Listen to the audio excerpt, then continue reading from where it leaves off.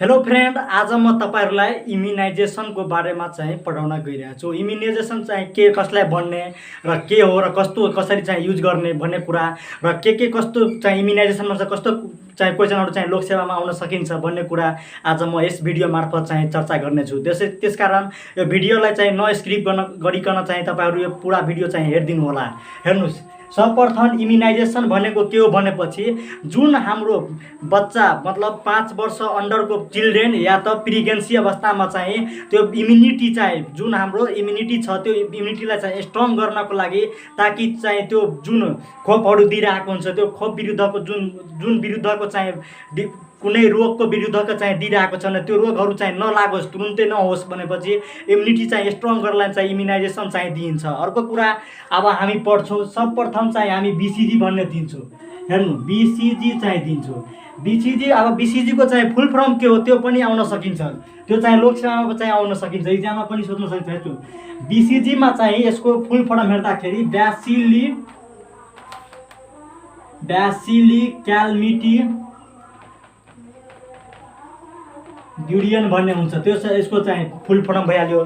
के भयो त फुल फर्म? ब्यासिली क्यालमिटी ग्युरियन। अब चाहिँ बीसीजी को डोज कति हो त? बीसीजी को डोज हेर्दाखेरि हेर्नुस् 0.05 ml हुन्छ। र कहाँ चाहिँ दिन्छ त यो? कुन रुटमा? इन्ट्राडर्मल रुटमा चाहिँ दिन्छ। कन्फर्म छ, यसबाट क्लियर छ। हेर्नु 0.05 ml चाहिँ दिन्छ र कुन रुटमा चाहिँ दिइन्छ त? इन्ट्राडर्मलमा। र यो के को लागि चाहिँ कुन रोगबाट बच्नको लागि दिइरहेको छ त? ट्युबरकुलोसिस मतलब टीबीबाट बच्नको लागि चाहिँ यो दिइरहेको छ। र अर्को कुरा हेर्नुस्, यो चाहिँ पाउडर फर्ममा आउँछ। यो बीसीजी चाहिँ के को फर्ममा आउँछ त? पाउडरको फर्ममा। कुन फर्ममा आउँछ त? पाउडर फर्ममा। त्यो पनि याद राख्नु, पाउडर फर्ममा। र पाउडर फर्ममा आउँछ भने हामी केसँग उलाई यो बीसीजीलाई चाहिँ हामी रिकन्स्ट्रक्सन गर्छौँ, मतलब केसँग हामी घोल्छौँ त? एनएससँग, मतलब नर्मल सलाइनसँग हामी के गर्छौँ त? बीसीजीलाई घोल्छौँ। त्यो पनि हामी बुझ्यौ। अब अर्को कुरा हेर्नुस्, बीसीजी चाहिँ यदि बच्चालाई लगाइसके, अब कतिखेर चाहिँ बीसीजी लगाउने? एट बर्थ और फर्स्ट भिजिट, एट बर्थ या त फर्स्ट भिजिट जब इन्स्टिट्युटमा चाहिँ फर्स्ट भिजिट चाहिँ गर्छ या त पिएचसी हेल्थ पोस्टमा चाहिँ जब फर्स्ट भिजिट चाहिँ गर्छ त्यतिखेर चाहिँ बीसीजी को चाहिँ भ्याक्सिन लगाउँछ। हामी त्यो बुझ्यौ। अब अर्को कुरा यसबाट के बुझ्नुपर्ने जरुरी छ भने हेर्नुस्, बीसीजी को त डाइल्युट बुझिहाल्नु भयो, एनएसमा चाहिँ गर्ने त्यो पनि बुझियो हामी। अब बीसीजी चाहिँ 2-3 हप्ता जब बीसीजी चाहिँ लगाइसकेपछि जब 2-3 हप्ता चाहिँ हुन्छ, 2-3 विक, तब के हुन्छ भने प्यापुलहरु चाहिँ निस्किन्छ।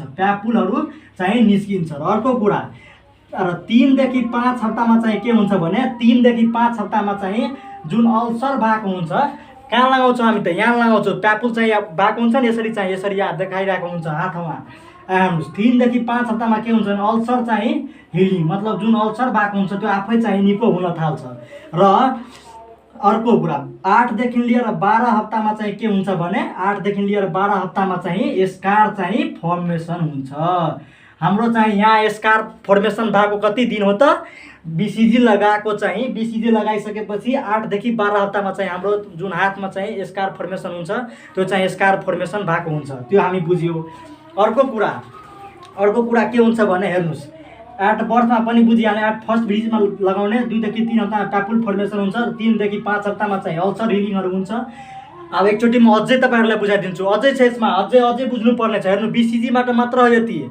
बीसीजीमा अझै के हुन्छ भने त्यो चाहिँ यदि रिकन्स्ट्रक्ट के थियो भने पाउडर फर्ममा थियो, एनएसमा हामी के गर्यो भने रिकन्स्ट्रक्ट गर्यो, मतलब घोलियो।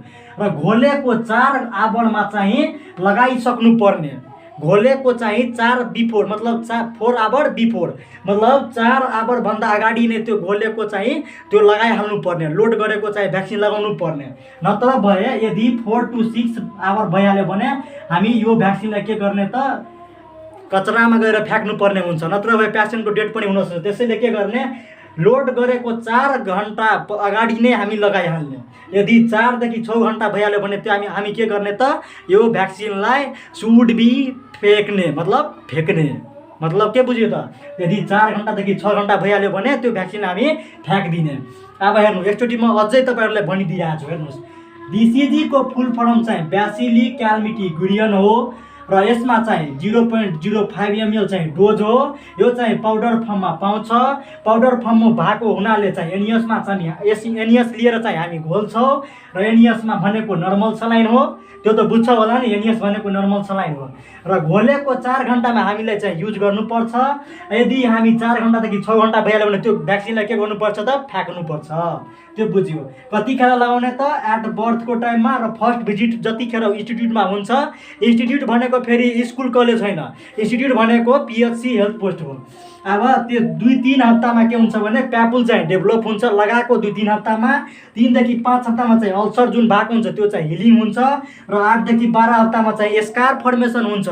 देखि हेर्नुहोस्, 8 देखि 12 हप्तामा धेरै कुरा हुन्छ। जुन फिटस हुन्छ नि, लाइफमा फिटस जुन आमाको पेटमा जुन फिटस हुन्छ त्यसकोमा पनि 8 देखि 12 हप्तामा चाहिँ किडनीको पनि फर्मेसन भइसकेको हुन्छ। त्यो पनि हुन्छ, त्यो पनि यतिबाट याद राख्ने।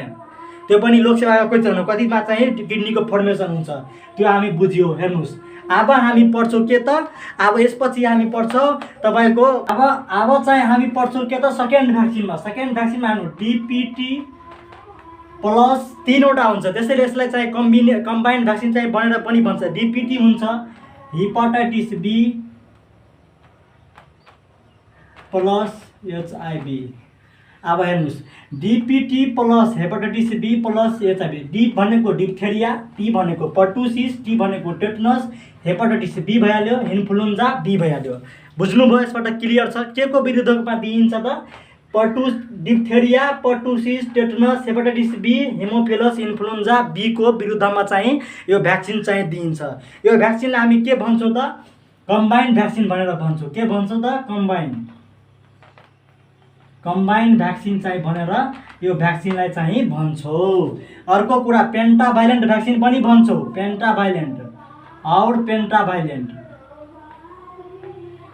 पेन्टाभाइलेन्ट भ्याक्सिन भनेर कुन भ्याक्सिनलाई भनिन्छ त?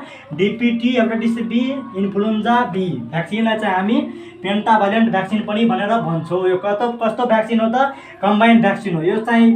अर्को कुरा, यसको डोज कति हो त?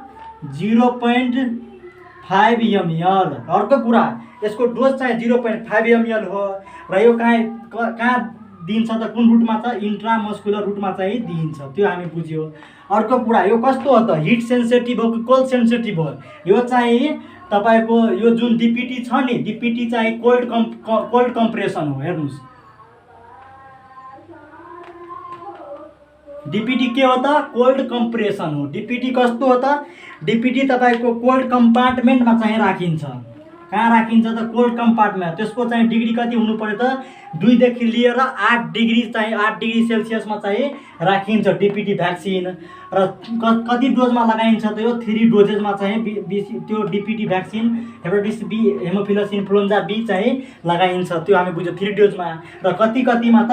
6 हप्ता, 10 हप्ता र 14 हप्तामा चाहिँ त्यो 3 डोजेसमा चाहिँ लगाइयो। अर्को कुरा, 0 देखि 5 ml इन्ट्रामस्कुलर चाहिँ दिइन्छ। यसलाई चाहिँ DPT-लाई चाहिँ को अगेन्स्टमा चाहिँ diphtheria, pertussis, tetanus, hepatitis B र इन्फ्लुएन्जा B मा चाहिँ दिइन्छ। कम्बाइन्ड भ्याक्सिन भनेर भन्छ। र अर्को नाम चाहिँ पेन्टाभाइलेन्ट भ्याक्सिन हो र 0.5 ml दिइन्छ। इन्ट्रामस्कुलर दिइन्छ। कोल्ड कम्पार्टमेन्टमा चाहिँ राखिन्छ।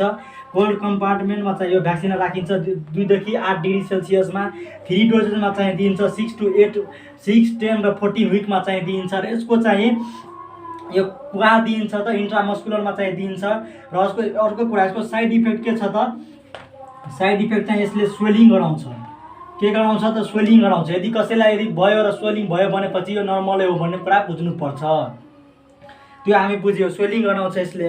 अर्को कुरा हेर्नुहोस्, यो चाहिँ मस्ट कोल्ड सेन्सिटिभ हो। यो चाहिँ मस्ट कोल्ड सेन्सिटिभ।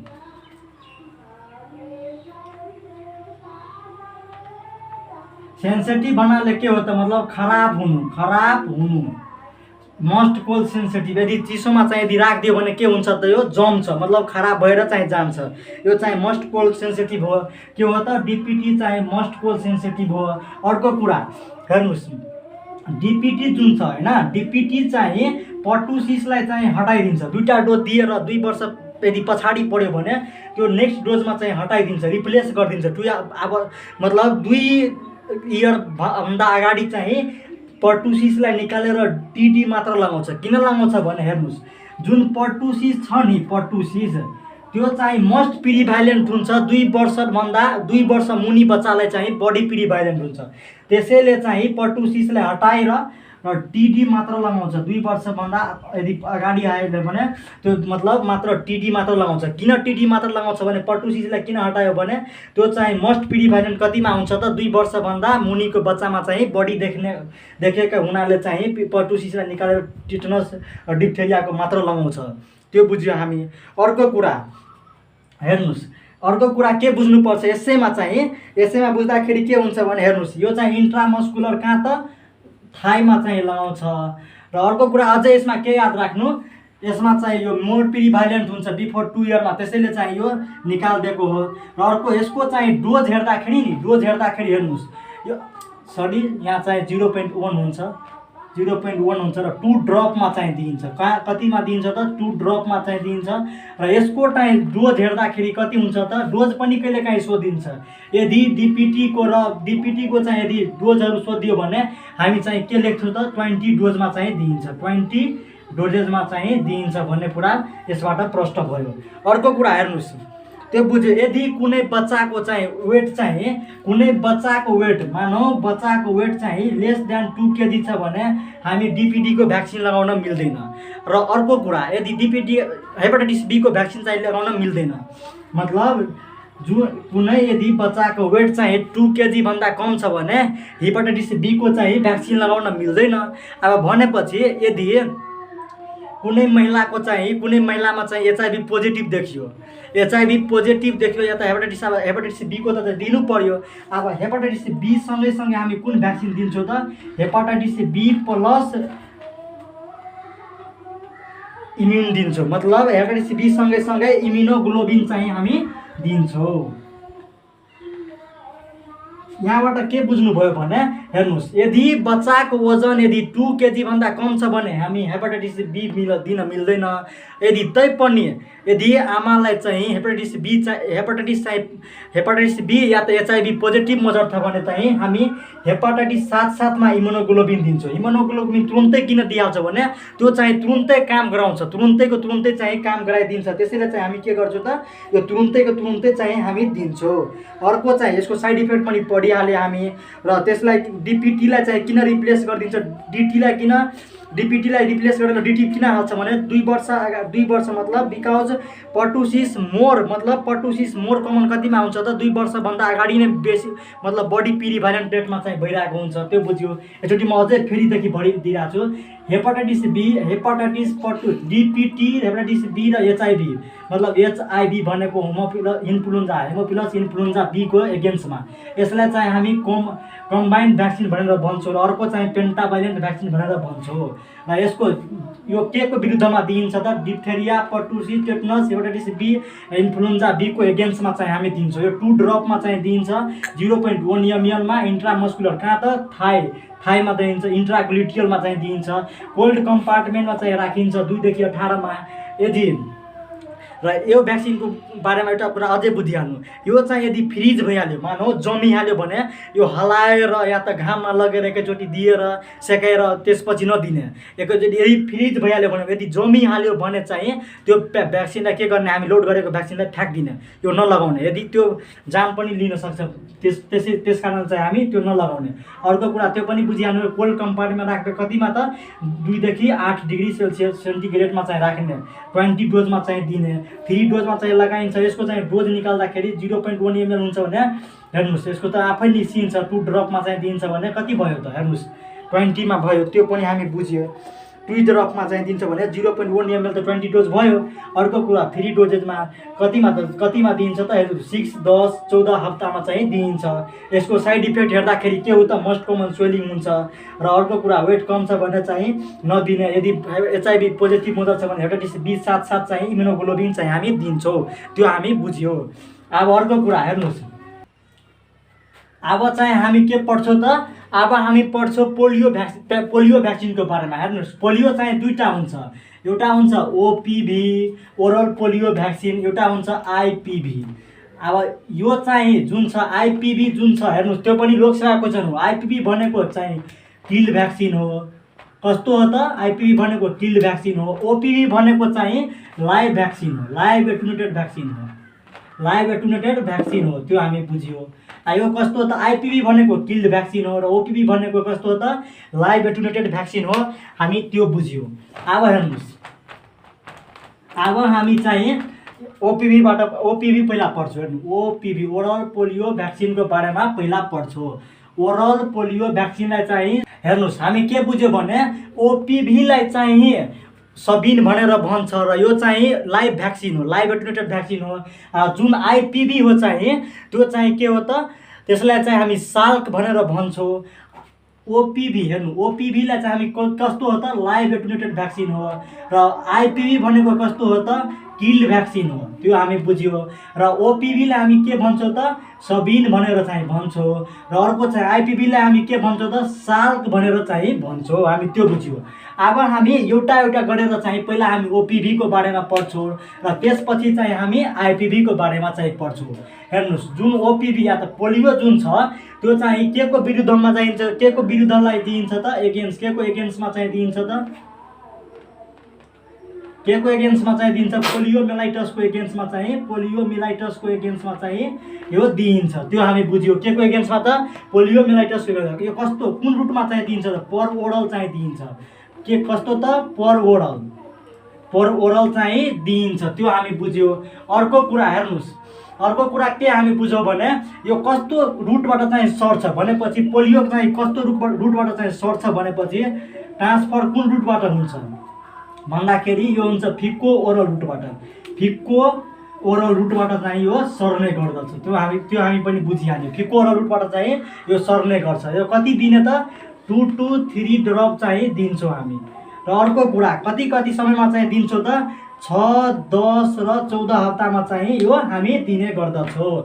हामी त्यो पनि बुझिहाल्यौँ। अब चाहिँ एउटा कुरा यदि कतै सोधियो भने फर्स्ट भ्याक्सिन भनेर कुन भ्याक्सिनलाई यदि भन्छौँ, फर्स्ट भ्याक्सिन भनेर कुन भ्याक्सिन हो त फर्स्ट भ्याक्सिन भनेको हाम्रो चाहिँ के हो भने अब यो रिलेटेड त होइन तर यसमा पनि बुझिहाल्यौँ हामी। फर्स्ट भ्याक्सिन भनेको हाम्रो कुन हो त फर्स्ट भ्याक्सिन भनेर चाहिँ हामी यसलाई चाहिँ फर्स्ट भ्याक्सिनको रूपमा हामी स्मल पोक्सलाई लिन्छौँ। स्मल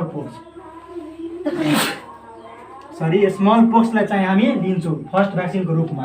त्यो हामी बुझ्यौँ। अब चाहिँ हामी यसबाट के बुझ्नुपर्छ अझै भनेपछि हेर्नुहोस्, यसबाट अब हामी ओपिभीको बारेमा पढिहाल्यौँ। अब चाहिँ हामी आइपिभीको बारेमा पढ्छौँ। आइपिभीको बारेमा हेर्नुहोस्, आइपिभीको बारेमा हेर्दाखेरि म अघि नै भनिदिएँ आइपिभी भनेको कस्तो हो त किल्ड भ्याक्सिन हो र यसमा चाहिँ आइपिभी चाहिँ ओन डोजेजमा मात्र लगाउँछ। कतिमा त त्यो पनि 14 हप्तामा गएर चाहिँ लगाउने गर्दछ। यसलाई चाहिँ हामी के भन्छौँ त साल्क भनेर चाहिँ भन्छौँ।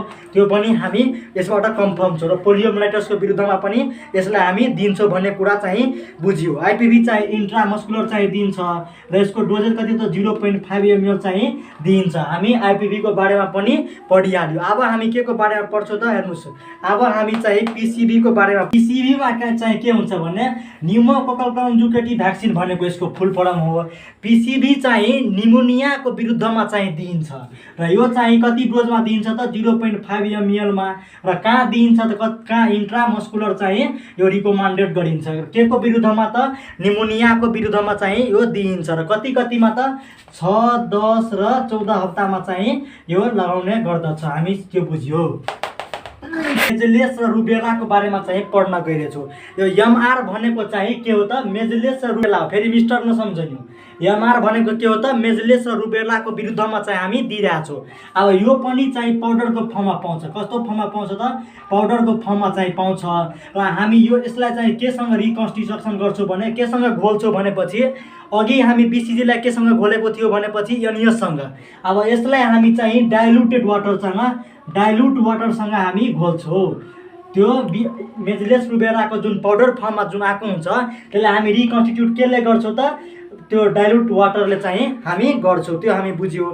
अर्को कुरा यो हामी कहाँ लगाउँछ त इन्ट्रामस्कुलरमा लगाउँछ र कति डोजेजमा 0.05 ml को डोजेजमा चाहिँ लगाउँछ। सरी मेजलेस रुबेला चाहिँ सबक्युटानियसमा चाहिँ दिइन्छ र यो चाहिँ 0.05 ml मा 0.5 ml मा चाहिँ दिइन्छ। 0.05 ml मा मात्र चाहिँ एउटा BCG मात्र एउटा भ्याक्सिन जुन चाहिँ 0.05 ml मा चाहिँ दिइन्छ, अरू सब चाहिँ 0.5 ml मा चाहिँ दिइन्छ। त्यो हामी बुझ्यो। अर्को कुरा यहाँ हेर्नुहोस्, सबक्युटानियस रूपमा दिइन्छ केसँग रिकन्सिडर गरिन्छ भने डाइल्युट वाटरसँग, र BCG लाई केसँग हामी गरेको थियो भने NAS सँग, हामी त्यो पनि कन्फर्म छ। अब हेर्नुहोस्, अब हामी चाहिँ के को बारेमा पढ्छौँ भने अर्को भ्याक्सिन हेर्नु। अर्को कुरा हेर्नुहोस्, जुन हाम्रो मेजलेस र रुबेला छ त्यो 9 र 15 मन्थ, 9 र 12 मन्थमा चाहिँ 9 र 15 मन्थमा चाहिँ दिइन्छ 2 डोजेसमा, त्यो पनि बुझिहाल्नु। र अर्को अब हामी पढ्छौँ के त TD भनेको टेटनस र डिप्थेरियाको विरुद्धमा चाहिँ हामी दिने गर्दछौँ। यो त के हुन्छ त 2 डोजेस दिन्छौँ, कतिमा त ड्युरिङ प्रेग्नेन्सीको टाइममा चाहिँ हामी त्यो TD लगाउने गरिन्छ, त्यो बुझ्यो हामी। अर्को के को विरुद्धमा त टेटनस र डिप्थेरियाको चाहिँ विरुद्धमा चाहिँ लगाउने गर्छ, र इन्ट्रामस्कुलर चाहिँ दिइन्छ 0.5 ml मा चाहिँ दिने गर्दछ, त्यो पनि हामी यसबाट बुझ्यो। अर्को कुरा हेर्नुहोस्, यो चाहिँ आर्ममा चाहिँ लगाउँछ, मतलब आर्ममा लेफ्ट आर्ममा चाहिँ लगाउने गर्दछ, त्यो हामी बुझ्यो। अब हेर्नुहोस्, अब हामी के पढ्छौँ भनेपछि हेर्नुहोस्, त्यसपछि हामी के पढ्छौँ, TD पढिहाल्नुभयो। अब TT हेर्नुहोस्, TT भनेको टेटनसको विरुद्धमा चाहिँ हामी दिने गर्छौँ। यो 3 डोजमा दिन्छौँ, 3 डोजेसमा। र कस्तोलाई चाहिँ 1, 2, 3 ग्रेडको चाइल्ड जुन छ नि, स्कुल चाइल्डहरूमा जुन पढिरहेको हुन्छ त्यस्तो चाइल्डहरूमा चाहिँ हामी TT लगाउँछौँ। र अर्को कुरा TT चाहिँ टेटनस चाहिँ हामी इन्ट्रामस्कुलर लगाउँछौँ, र कतिमा लगाउँछौँ त्यो त सबलाई थाहा होला, 0.5 ml मा चाहिँ लगाउँछ भनेर। र अर्को कुरा त्यो पनि बुझिहाल्नु यसबाट। हेर्नुहोस्, इन्ट्रामस्कुलर जति पनि हामी इन्जेक्सन लगाउँछौँ त्यो 3 to 5 ml सम्म मात्र हामी लगाउन मिल्छ भनेपछि त्यो पनि बुझिहाल्नु, त्यो पनि एउटा बुझ्नुपर्ने आवश्यकै हो।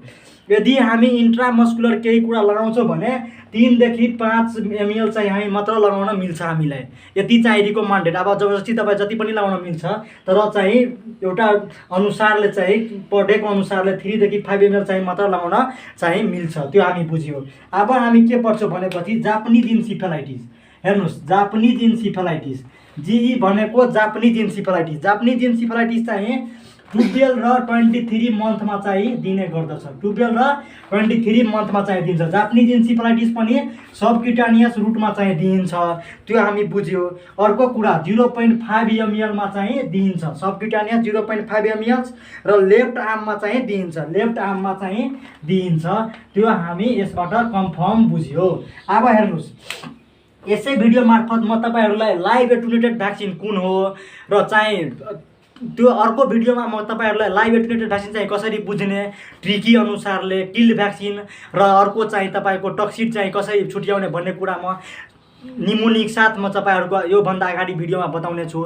भन्दै तपाईँहरूलाई मन परेमा लाइक गर्नुहोला, सेयर गर्नुहोला, सब्सक्राइब गर्नुहोला। हस्त, धन्यवाद।